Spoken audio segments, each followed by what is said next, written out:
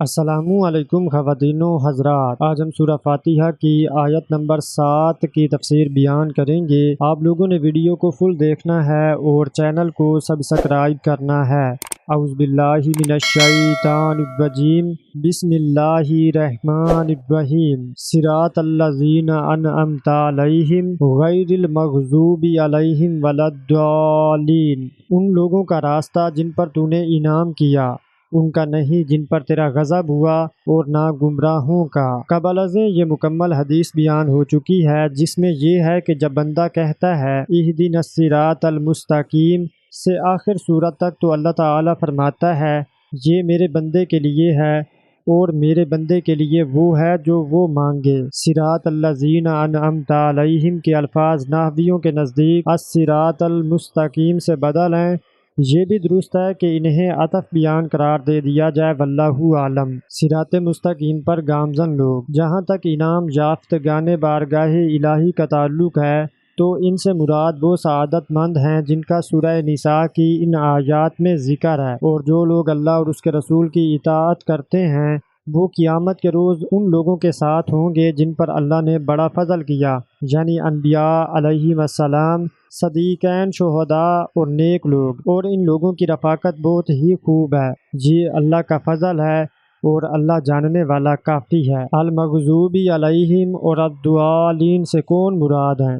فرمان الہی غیر المغضوب علیہم ولا الضالین کے معنی یہ ہیں کہ اے اللہ، ہمیں سیدھے راستے پر چلنے کی ہدایت عطا فرما، جو ان لوگوں کا راستہ ہے جن کی صفات کا تذکرہ قبل ازیں گزر چکا ہے، اور یہی اہل ہدایت و استقامت ہیں، اللہ اور اس کے رسول کی اطاعت بجا لانے والے، اور احکام الہی کے سامنے سر اطاعت جھکانے والے ہیں، اور اس کے منع کردہ امور سے اجتناب کرنے والے ہیں، اور ہمیں ان لوگوں کے راستے پر نہ چلا جن پر تیرا غضب ہوتا رہا، کیونکہ ان کے ارادوں ہی میں خرابی پیدا ہو گئی تھی، جس کی وجہ سے حق کو معلوم کرنے کے باوجود اسے اختیار نہ کر سکے، اور نہ ان لوگوں کے راستے پر چلنے کی توفیق عطا فرما جو گمراہ ہیں۔ ان سے مراد وہ لوگ ہیں جو علم ہی سے محروم ہیں، ضلالت و گمراہی میں بھٹک رہے ہیں، اور حق کی راہ انہیں سجھائی نہیں دیتی۔ دو فاسد راستے، حرف نفی لا کے ساتھ کلام میں مزید تاکید پیدا کر دی گئی ہے تاکہ یہ معلوم ہو کہ دو فاسد راستے ہیں۔ ان دو راستوں سے مراد یہود و نصارہ کے راستے ہیں، اور ہر ایک کو چاہیے کہ وہ ان کی روش پر چلنے سے اجتناب کرے، کیونکہ اہل ایمان کا راستہ حق کے علم اور اس پر عمل کرنے پر مشتمل ہے، جبکہ یہود عمل سے اور نصارہ علم سے محروم ہیں۔ یہی وجہ ہے کہ یہود غضب الہی کے مستحق قرار پائے اور نصارہ ضلالت و گمراہی سے دوچار ہوئے، کیونکہ جو شخص علم کے باوجود عمل کو ترک کر دے وہ غضب الہی کا مستحق ٹھہرتا ہے۔ ہاں البتہ اگر کسی کو علم ہی نہ ہو تو اس کی بات اور ہے۔ نصارہ ایک چیز کے متلاشی تو تھے، لیکن انہیں اس کی راہ سجھائی نہیں دے رہی تھی، کیونکہ انہوں نے اس کے لیے صحیح راستے کو اختیار نہیں کیا تھا، اور صحیح راستہ یہ ہے کہ حق کی پیروی کی جائے، اس لیے وہ گمراہ ہو گئے۔ یہود و نصارہ میں سے اگرچہ ہر ایک گمراہ بھی ہے اور غضب کا شکار بھی، مگر یہود کی نمایاں بات یہ ہے کہ یہ مغضوب ہیں، جیسا کہ ارشاد باری تعالی ہے، یہ وہ لوگ ہیں جن پر اللہ نے لعنت کی اور جن پر وہ غضب ناک ہوا، اور نصارہ کی نمایاں بات ضلالت و گمراہی ہے، جیسا کہ ارشاد باری تعالی ہے، جو خود بھی پہلے گمراہ ہوئے اور بھی اکثر کو گمراہ کر گئے اور سیدھے راستے سے بھٹک گئے۔ احادیث و آثار سے بھی یہی ثابت ہے، اور یہ بالکل واضح اور بیان ہے۔ امام احمد رحمۃ اللہ علیہ نے عدی بن حاتم رضی اللہ تعالیٰ عنہ کی روایت بیان کی ہے کہ میں عقرب میں مقیم تھا، رسول اللہ صلی اللہ علیہ وآلہ وسلم کے لشکر نے میری پھپھی اور چند لوگوں کو گرفتار کر کے آپ کی خدمت میں پیش کیا، تو یہ سب لوگ ایک قطار میں آپ کے سامنے کھڑے کر دیے گئے۔ تو میری پھپھی نے کہا، اے اللہ کے رسول، میری خبر گیری کرنے والا دور جا چکا ہے، اولاد جدا ہو چکی ہے، اور میں عمر رسیدہ بڑھیا ہوں، میرا کوئی خدمت کرنے والا نہیں، آپ مجھ پر احسان کیجئے، اللہ تعالیٰ آپ پر احسان فرمائے گا۔ آپ نے دریافت فرمایا، تیری خبر گیری کرنے والا کون ہے؟ اس نے جواب دیا، عدی بن حاتم۔ فرمایا، وہی جو اللہ اور اس کے رسول سے بھاگتا پھرتا ہے۔ اس خاتون کا بیان ہے کہ آپ نے مجھ پر احسان فرماتے ہوئے آزاد کر دیا۔ جب آپ لوٹ کر دوبارہ تشریف لائے تو آپ کے ساتھ ایک اور شخص بھی تھے جو ان کے بقول حضرت علی رضی اللہ تعالیٰ عنہ تھے۔ آپ نے فرمایا، ان سے سواری طلب کر لو۔ چنانچہ اس میری پھپھی نے سواری طلب کر لی جو اسے دے دی گئی۔ عدی بیان کرتے ہیں کہ پھپھی میرے پاس آئی تو اس نے آپ صلی اللہ علیہ وآلہ وسلم کی سخاوت کو بیان کرتے ہوئے کہا کہ آپ صلی اللہ علیہ وآلہ وسلم کی سخاوت نے تو تمہارے باپ کی سخاوت کو بھی مات دے دی ہے۔ ان کی خدمت میں رغبت رکھتے ہوئے اور ڈرتے ہوئے حاضر ہو۔ فلاں آپ صلی اللہ علیہ وآلہ وسلم کے پاس آیا تو آپ صلی اللہ علیہ وآلہ وسلم نے اسے اس قدر عطا فرمایا، اور فلاں آیا تو آپ نے اسے اس قدر نوازا۔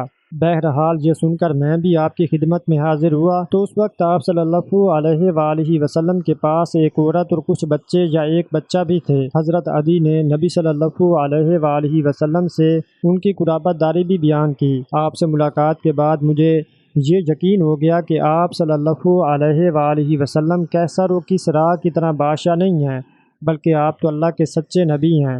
آپ صلی اللہ علیہ وآلہ وسلم نے مجھے دیکھ کر فرمایا، اے عدی بن حاتم، کیا لا الہ الا اللہ کے قول نے تمہیں راہ فرار اختیار کرنے پر آمادہ کیا؟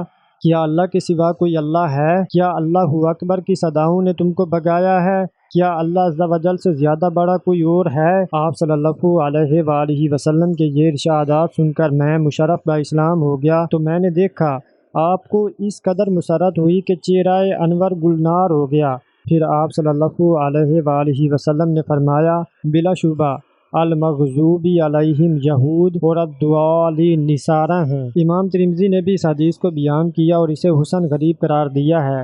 سیرت میں زید بن عمرو بن نفیل سے روایت ہے کہ جب وہ اور ان کے ساتھی دین حنیف کی تلاش میں شام کی طرف گئے تو یہودیوں نے ان سے کہا کہ آپ اس وقت تک ہمارے مذہب میں داخل نہیں ہو سکتے جب تک غضب الہی میں سے اپنا حصہ نہ لیں۔ تو میں نے کہا کہ نہیں، میں تو اللہ کے غضب سے بھاگتا ہوں۔ اسی طرح عیسائیوں نے ان سے کہا کہ آپ اس وقت تک ہمارے مذہب میں داخل نہیں ہو سکتے جب تک اللہ تعالیٰ کی ناراضی سے بھی اپنا حصہ نہ لیں۔ انہوں نے کہا کہ نہیں، مجھ میں اللہ کی ناراضی برداشت کرنے کی استطاعت نہیں ہے۔ چنانچہ یہ اپنی فطرت پر برقرار رہے، بتوں کی عبادت اور مشرکوں کے دین سے الگ تھلگ رہے اور یہود و نصارہ میں سے کسی کے بھی دین میں داخل نہ ہوئے۔ ہاں، البتہ ان کے باقی ساتھیوں نے عیسائیت کو قبول کر لیا تھا کیونکہ انہوں نے اس وقت اسے یہودیت کی نسبت زیادہ بہتر خیال کیا تھا۔ انہی میں سے ایک ورقہ بن نوفل بھی تھے جنہیں اللہ تعالیٰ نے اس وقت ہدایت سے سرفراز فرمایا جب اپنے نبی صلی اللہ علیہ وآلہ وسلم کو مبعوث فرمایا۔ انہوں نے وحی الہی کے جتنے حصے کو پایا اس پر ایمان لے آئے تھے۔ اللہ تعالیٰ ان سے راضی ہو۔ سورہ فاتحہ کے مشتملات، یہ سورہ کریمہ جس کی 7 آیات ہیں، اللہ تعالیٰ کے ایسے اسماء حسنہ کے ساتھ جو اس کی صفات علیہ کو مستلزم ہے، اللہ تعالیٰ کی حمد و ثناء پر مشتمل ہے۔ اس سورہ مبارکہ میں قیامت کے دن کا بھی ذکر ہے اور بندوں کی یہ رہنمائی بھی کی گئی ہے کہ وہ الہ و زاری کے ساتھ اللہ تعالیٰ سے دعا کرتے رہا کریں اور اپنی کوتاہی اور کم مائیگی کا بھی اعتراف کرتے رہا کریں۔ اخلاص کے ساتھ اللہ تعالیٰ کی عبادت کریں، اللہ تبارک و تعالیٰ کی توحید الوہیت کو اختیار کریں، اس بات سے اس کی ذات گرامی کو پاک قرار دیں کہ اس کا کوئی شریک یا نظیر یا مماثل ہو۔ اسی سورہ مبارکہ میں اللہ تعالیٰ نے یہ بھی رہنمائی فرمائی ہے کہ اس کے بندے اس سے صراط مستقیم پر چلنے کی ہدایت طلب کرتے رہا کریں۔ وہ صراط مستقیم یعنی دین قویم ہی پر انہیں ثابت قدم رکھے تاکہ اس کی برکت سے روز قیامت اللہ تعالیٰ انہیں پل صراط سے گزرنے کی بھی توفیق عطا فرمائے تاکہ وہ انبیاء علیہم السلام، صدیقین، شہداء اور صالحین کے جوار میں ابدی اور سرمدی نعمتوں سے بھری ہوئی جنت سے فیض یاب ہوں۔ لہٰذا یہ صورت اعمال صالحہ کی ترغیب پر بھی مشتمل ہے تاکہ قیامت کے دن اعمال صالحہ بجا لانے والوں کا ساتھ نصیب ہو۔ اس سورہ مبارکہ میں باطل راستوں کو ترک کرنے کی تلقین بھی کی گئی ہے تاکہ قیامت کے دن ان باطل راستوں پر چلنے والوں کے ساتھ ان کا حشر نہ ہو، اور ان سے مراد مغضوبی علیہم اور الضالین یہود و نصارہ ہیں۔ ضلالت کے بجائے انعام کی اللہ کی طرف نسبت اور قدریہ فرقے پر رد۔ یہ اسلوب بیان کس قدر حسین ہے کہ صراط الذین انعمت علیہم میں تو انعام کی نسبت اللہ تعالیٰ کی طرف کی گئی ہے، مگر غیر المغضوب علیہم میں فاعل کو حذف کر دیا گیا ہے، اگرچہ اس کا حقیقی فاعل بھی اللہ تعالیٰ ہی ہے، جیسا کہ ارشاد باری تعالیٰ ہے، بھلا آپ نے ان لوگوں منافقوں کو نہیں دیکھا جو اس قوم یہود سے دوستی کرتے ہیں جن پر اللہ کا غضب ہوا۔ اسی طرح ضلالت کی نسبت خود گمراہ ہونے والوں کی طرف کی گئی ہے، اگرچہ اللہ تعالیٰ ہی نے انہیں گمراہی سے دوچار کیا ہے، جیسا کہ ارشاد باری تعالیٰ ہے، جس کو اللہ ہدایت دے وہ ہدایت یاب ہے، اور جس کو گمراہ کرے تو آپ اس کے لیے کوئی راہ بتانے والا دوست نہیں پائیں گے۔ اور فرمایا، جس شخص کو اللہ گمراہ کرے اس کو کوئی ہدایت دینے والا نہیں، اور وہ ان گمراہوں کو چھوڑے رکھتا ہے کہ اپنی سرکشی میں پڑے بہکتے رہیں۔ اس کے علاوہ اور بھی بہت سی ایسی آیات ہیں جن سے یہ معلوم ہوتا ہے کہ صرف اور صرف اللہ تعالیٰ ہی ہدایت عطا فرماتا اور گمراہی سے دوچار کرتا ہے۔ فرقہ قدریہ اور اس کے نقش قدم پر چلنے والوں کا یہ عقیدہ غلط ہے کہ بندے از خود ہدایت و ضلالت کو اختیار کرتے اور اسے سر انجام دیتے ہیں۔ یہ لوگ اپنی بدعت کی تائید میں قرآن مجید کی متشابہ آیات سے استدلال کرتے ہیں اور ان آیات کو ترک کر دیتے ہیں جن میں صریحاً ان کی تردید ہے۔ تمام گمگشتہ راہ اور سرکش لوگوں کا یہی حال ہے، چنانچہ صحیح حدیث میں آیا ہے، جب تم ان لوگوں کو دیکھو جو قرآن مجید کے متشابہات کی پیروی کرتے ہیں تو یہی لوگ ہیں جن کا اللہ تعالیٰ نے نام لیا ہے، تم ان سے بچو۔ یعنی ان لوگوں کا اللہ تعالیٰ نے حسب ذیل آیت میں ذکر فرمایا ہے۔ جن لوگوں کے دلوں میں کجی ہے وہ متشابہات کی اتباع کرتے ہیں، جس سے ان کا مقصد فتنہ برپا کرنا اور اس کی تعویل تلاش کرنا ہوتا ہے، لیکن بحمدللہ کسی بدعتی کے لیے قرآن مجید میں کوئی دلیل نہیں ہے، کیونکہ قرآن تو آیا ہی اس لیے ہے تاکہ حق کو باطل سے الگ کر دے، ہدایت اور ضلالت میں فرق کر دے، اور اس میں کوئی تناقض اور اختلاف نہیں ہے، کیونکہ یہ تو دانا اور خوبیوں والے اللہ کا اتارا ہوا کلام ہے۔ مسئلہ آمین۔ جو شخص سورہ فاتحہ پڑھے اس کے لیے مستحب یہ ہے کہ اس کے بعد آمین کہے۔ آمین یاسین کے وزن پر ہے، اسے مد کے بغیر آمین بھی پڑھا جاتا ہے، اور اس کے معنی یہ ہیں کہ اے اللہ اس دعا کو قبول فرما۔ آمین کہنے کے مستحب ہونے کی دلیل یہ حدیث ہے جسے امام احمد، ابو داؤد اور ترمذی نے وائل بن حجر رضی اللہ تعالیٰ عنہ سے روایت کیا ہے، میں نے سنا کہ نبی صلی اللہ علیہ وآلہ وسلم نے پڑھا غیر المغضوب علیہم ولا الضالین، تو کہا آمین، اور آمین کہتے ہوئے اپنی آواز کو دراز فرمایا۔ ابو داؤد کی روایت میں الفاظ یہ ہیں کہ آپ نے آمین کہتے ہوئے اپنی آواز کو بلند فرمایا۔ امام ترمذی کہتے ہیں کہ یہ حدیث حسن ہے۔ اسی طرح حضرت علی رضی اللہ تعالیٰ عنہ، حضرت ابو ہریرہ رضی اللہ تعالیٰ عنہ اور کئی دیگر صحابہ رضی اللہ تعالیٰ عنہم سے بھی مروی ہے۔ حضرت ابو ہریرہ رضی اللہ تعالیٰ عنہ سے روایت ہے، رسول اللہ صلی اللہ علیہ وآلہ وسلم جب غیر المغضوب علیہم ولا الضالین کی تلاوت کرتے تو کہتے آمین، حتیٰ کہ آپ کے ساتھ ملنے والی پہلی صف والے اسے سن لیتے تھے۔ اسے امام ابو داؤد اور ابن ماجہ نے بھی روایت کیا ہے۔ ابن ماجہ کی روایت میں یہ الفاظ بھی ہیں کہ اس سے مسجد گونج اٹھتی تھی۔ امام دار قطنی نے اس مفہوم کی حدیث بیان کی ہے اور اس کی سند کو حسن قرار دیا ہے۔ حضرت بلال رضی اللہ تعالیٰ عنہ سے روایت ہے، انہوں نے عرض کیا، اے اللہ کے رسول، آپ آمین کہنے میں مجھ سے سبقت نہ فرمائیں۔ ابو نصر قشیری نے حسن بصری اور جعفر صادق رحمہ اللہ علیہ سے نقل کیا ہے کہ انہوں نے آمین کو میم کی تشدید کے ساتھ پڑھا ہے۔ ہمارے اصحاب اور دیگر کئی علماء نے کہا ہے کہ جو لوگ نماز سے باہر ہوں ان کے لیے بھی آمین کہنا مستحب ہے، اور نمازی کے لیے تو آمین کہنے کی بہت تاکید آئی ہے۔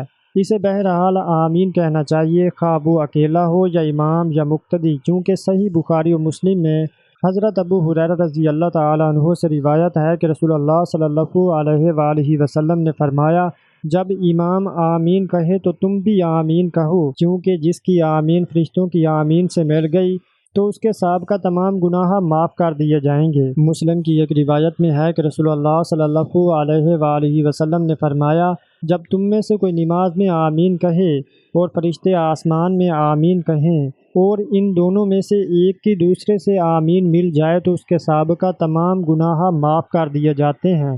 فرشتوں کے ساتھ آمین کے مل جانے کے معنی یہ بیان کیے گئے ہیں کہ دونوں کے آمین کہنے کا وقت ایک ہو، یا یہ کہ قبولیت کے اعتبار سے دونوں کی آمین مل جائے، یا یہ کہ صفت اخلاص کے اعتبار سے دونوں کی آمین ایک جیسی ہو۔ صحیح مسلم میں حضرت ابو موسیٰ اشعری رضی اللہ تعالیٰ عنہ سے مرفوعاً روایت ہے، جب امام غیر المغضوب علیہم ولا الضالین کہے تو تم آمین کہو، اللہ تعالیٰ تمہاری دعا کو قبول فرما لے گا۔